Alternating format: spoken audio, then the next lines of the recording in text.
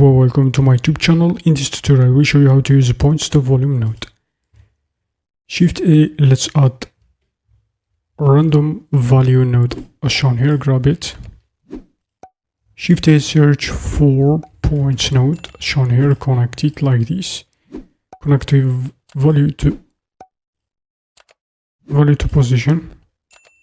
Change from float to vector as shown here, connect it again. Search for the main essential node that I'm going to be talking about, which is points to volume node as shown here, grab it, connect it.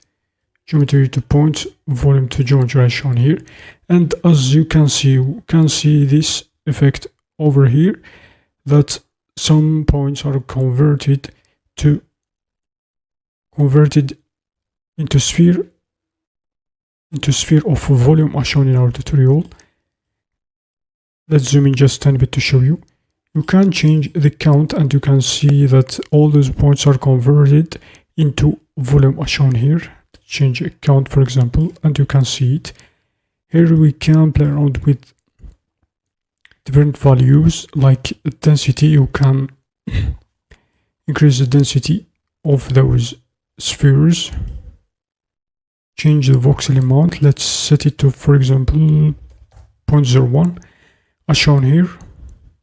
And you can see that all those points are very clear when trying to lower down very low value of voxel amount. So set it to 10 or set it to 0.9, for example. Let's set it to 5 or set it to 1 like this, in order to show you what effect and what that can do.